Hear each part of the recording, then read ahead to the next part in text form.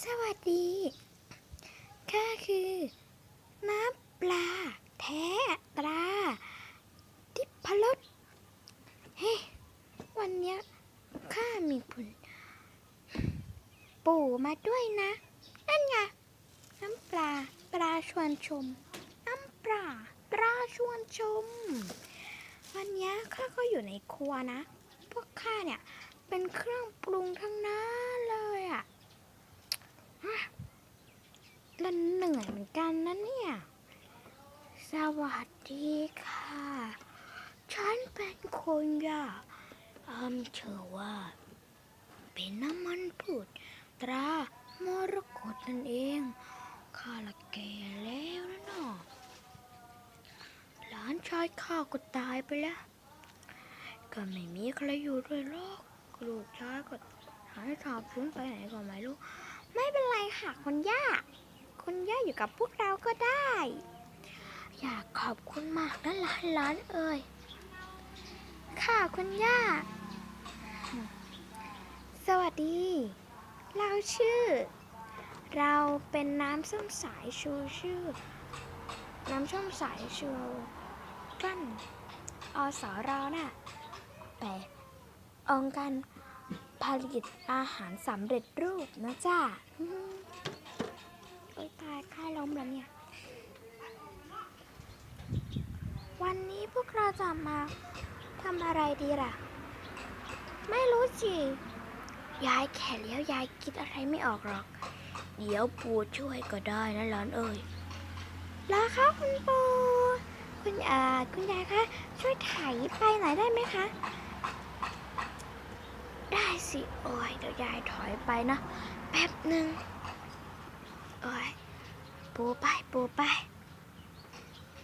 ได้ปู่จะเล่านิทานให้ฟังนะค่ะคุณปู่ข้าละครั้งหนึ่งนานมาแล้วมีพวกเครื่องปรุงหลายอย่างหลายอย่าง1. น้ำปลาตาทิพรส 2. น้ำส้มสายชูอสรพวกเขาถามกันว่าเริ่มจากน้ำปลานี่ข้าน่ะเงาเศร้ามีอะไรให้ข้าหรือเปล่าหมายถึงให้ข้าเล่นนะ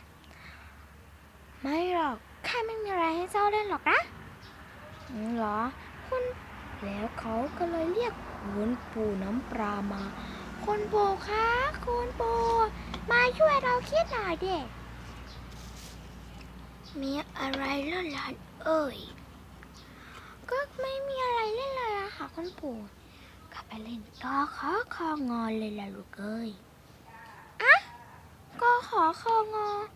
ฮะคืออะไรคอขอคองอก็คือเดินบนเครื่องปรุงยังไงล่ะเดี๋ยวปู่สอนวิธีนะเริ่มจากน้ำปลาก่อนเลยนะลูกนะเริ่มจากก็คือสีฟ้าก็แล้วไงคะคุณปู่คะก็ไปขอต่อไปสิจ้าลูกขอเหรอขอต่อเลยคอต่องอแล้วก็อะไรอีกคะจอเย้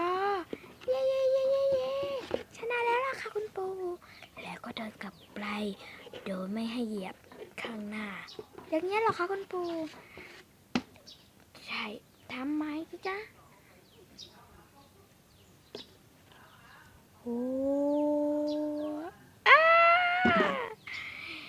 หมายถึงให้เหยียบด้วยก็ได้นะค่ะคุณปู่สำหรับวันนี้ลาไปก่อนสวัสดีพากย์เสียงโดยเด็กหญิงเบญญาภาแชะ